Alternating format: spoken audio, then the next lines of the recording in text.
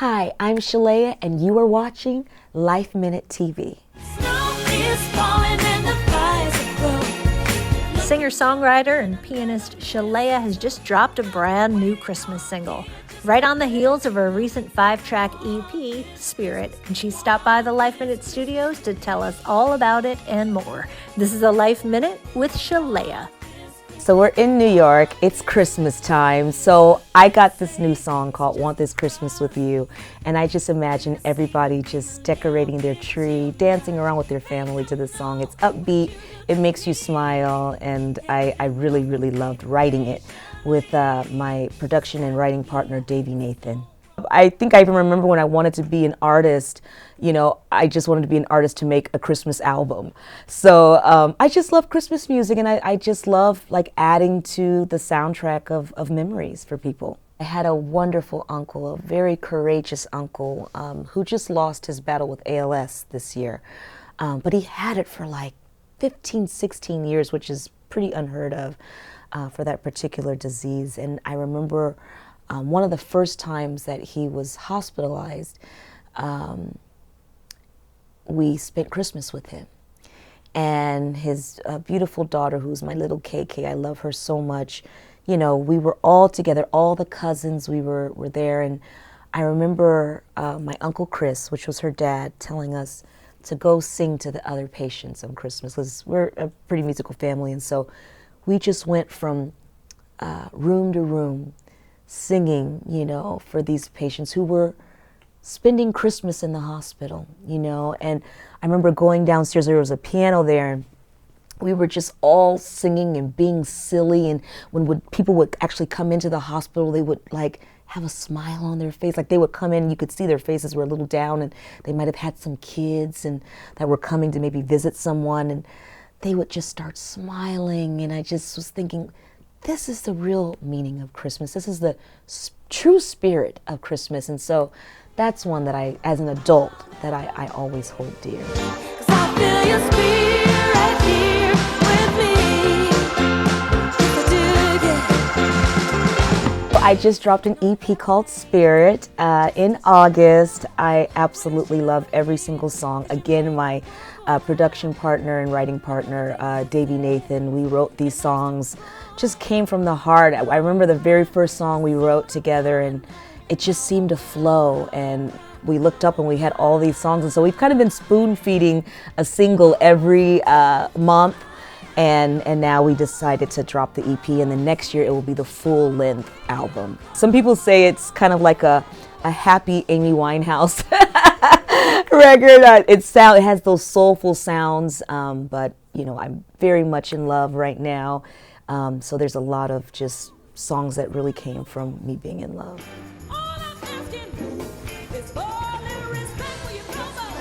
So after I had success actually touring the Aretha tribute show in Europe, I did it in the Netherlands, Germany. Of course, I did it in London. I did it a couple times in London at the Royal Albert Hall.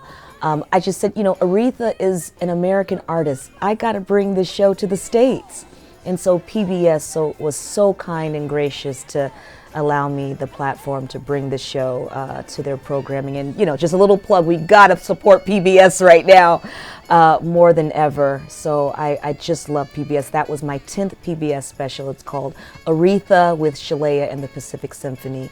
And it was just really, really special to do that in the States. And we're actually developing a tour right now with symphonies across the country to support that program.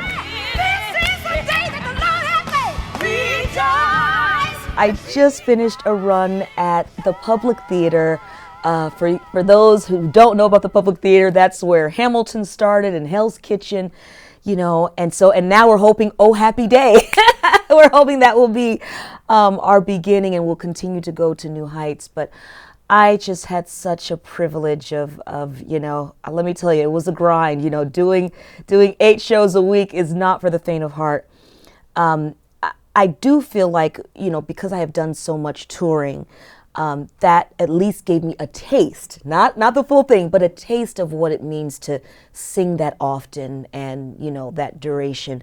So in that way, I absolutely felt prepared. but Broadway is it's just another animal, and it's really about being present. And this time I played one of the divines. I was Mighty Divine. And it was three divines: Mighty Divine, Holy Divine, and Glory Divine. And we were very sassy and soulful, and really a big part of this show of helping the main character, which was Jordan E. Cooper, who was also the screenwriter and starred in this Oh Happy Day play, find his way as he's trying to go from life into death. So it's really, really heavy, but we kind of brought the joy and brought the laughter and a lot of really, really good singing.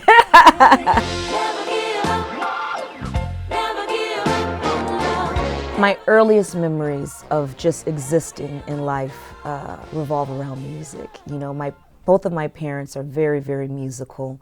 My mom is a great singer. She also plays piano. My dad, a great songwriter. But they went into education. So my mom's a teacher. My dad was a principal at one time. Now he's doing counseling.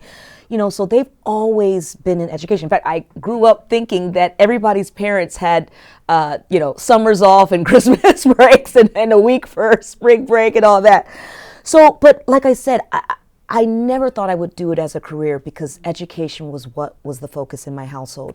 And we were spiritual people as well. Church was a big part of my identity as well. So, you know, by the time I was 12 years old, I was the musician for my little church in Bakersfield, California. And, you know, even earlier, my mom says I was harmonizing at 2 years old. And I remember this little wooden piano I had, and I would be making these little songs for my sisters, like around 4 years old.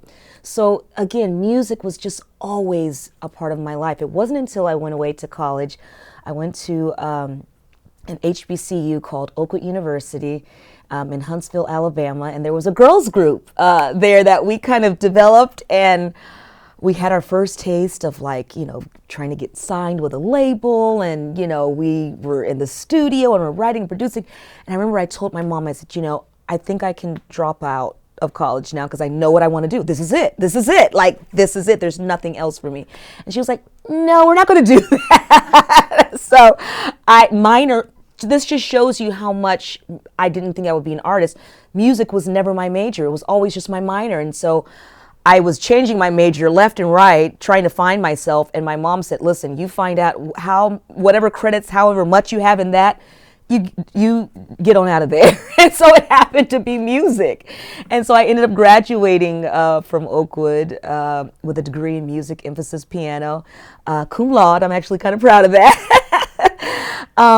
But I graduated, got that checklist because Mom, being the educator that she was not going to let me drop out. But right after, I kind of started going into songwriting, and I was with Jimmy Jam and Terry Lewis, Flight Time, and I was a part of their camp, and I was writing for all these different artists, Shantae Moore and Vanessa Williams. I wrote for film. I wrote for Jumping the Broom. And I really was quite happy being behind the scenes. You know, I didn't have to be the star, but it's almost like I believe, my belief system is that God was kind of preparing me for that moment. And I ended up, you know, writing this song for a film called Jumping the Broom, called Love Fell on Me.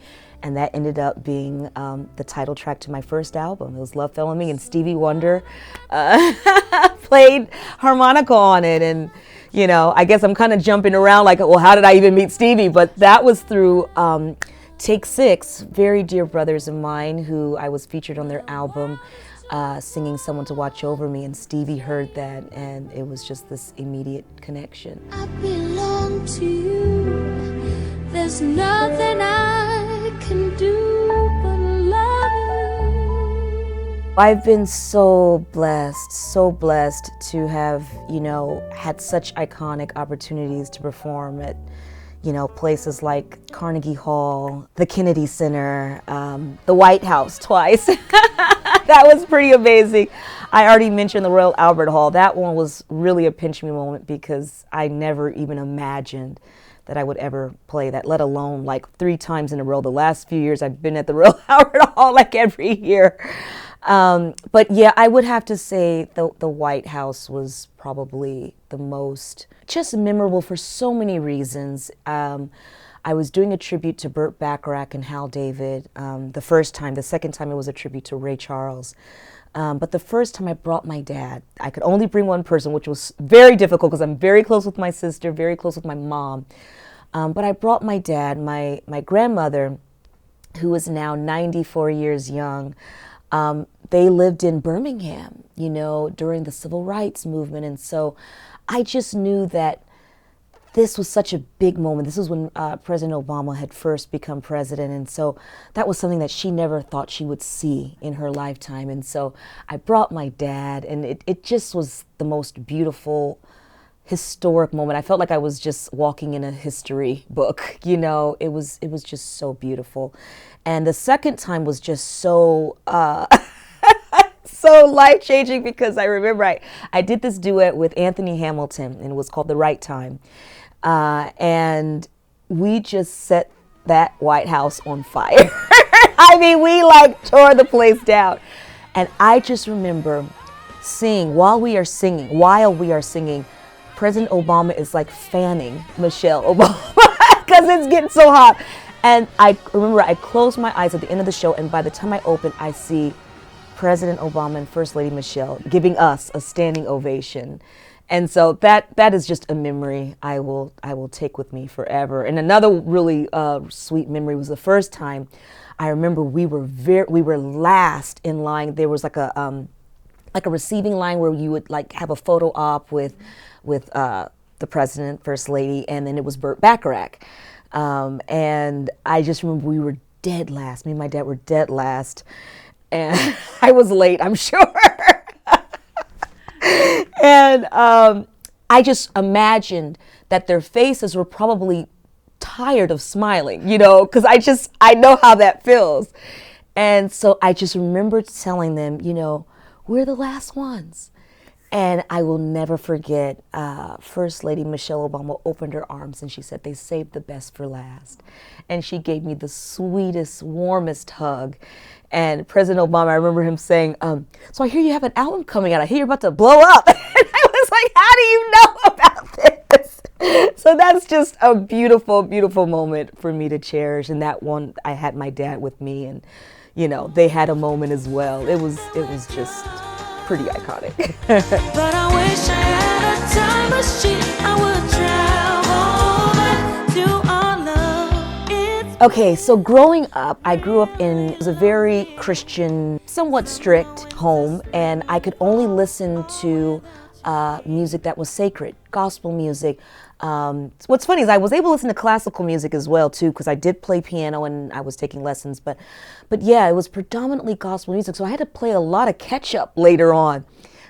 So my early memories of music was a lot of gospel music, and actually a lot of music from Detroit, so like the Winans and Commission, Vanessa Bell Armstrong, the Clark Sisters, which is why that was such a full circle moment when I played Dorinda Clark Cole in the Clark Sisters First Ladies of Gospel, the biopic.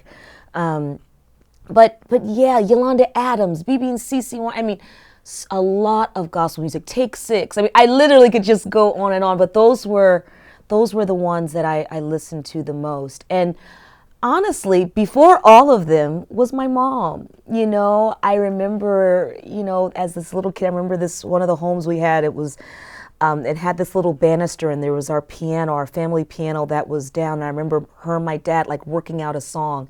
And I just have this beautiful, vivid memory of me holding the banisters and quietly trying, because I was supposed to be in bed, and just watching them work out. And they knew I was there too. I know they did. But that's my early, so she was my first American Idol, my mom. And so I had a lot of great music to be my upbringing. Little girl in Bakersfield, California. Yeah. Peace is coming, and it's coming real soon. So I'm really excited just that my husband and I are officially bi-coastal. So we're in LA and we're in New York. We've got a place in both. And so I'm really excited that I have the opportunity to be exposed to a lot of things happening in New York now. So December 14th, I'm going to be in this incredible lineup. Waiting to Exhale, the motion picture, just turned 30 years old. And so in Brooklyn at the King's Theater, everybody's going to watch the film, but the music will be live. The songs from the soundtrack will be live. So it's going to be really, really cool. It's going to be me, Tamar Braxton, Andra Day, and Deborah Cox, music direction by Adam Blackstone, and that's going to be December 14th. In Brooklyn at the King's Theater. I'm really, really excited about that. I loved that soundtrack. Of course, all the songs were written by Babyface, written and produced, and Whitney Houston actually picked out every single person who was on that soundtrack. In fact, but Babyface, the only one that she didn't want on there was herself, which is hilarious. She was like, I just want to act, I just want to be in it, I don't want to sing. And by the time that it ended, it was like, Babyface was like, of course you have to be on this soundtrack. And of course she gave us, such incredible songs. Why Does It Hurt So Bad, Shoop, and Count on Me. So I'm really excited to see that come to life on December 14th. I don't care about a history. I don't care. My best piece of life advice. I think as a woman, I think humans in general, but really for women, we are so obsessed about time. I remember growing up, I was going to get married at this age, and I was going to have kids at this age, and I was going to do this and that. And I think what I have been able to accept is that time is really none of my business.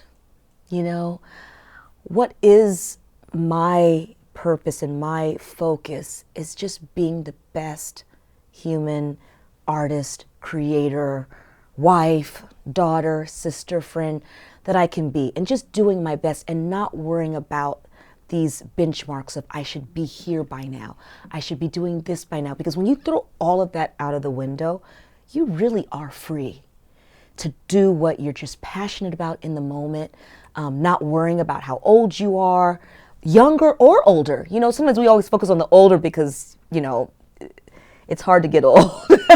Let's just keep it real, especially as a woman. But I think when you just throw all of those things away, all those societal pressures, you all of a sudden feel free to do really whatever you want, whenever you want to do it, and don't feel bound by, wow, is it weird that I'm starting now? It's okay. You can start at any time, whatever really keeps you up at night or just makes you feel so alive. It's never too late. So I don't know if that's succinct enough, but basically, throwing time away. Waiting on here just to let you know that I want this Christmas with you. To hear more of this interview, visit our podcast, LifeMinute TV, on iTunes and all streaming podcast platforms.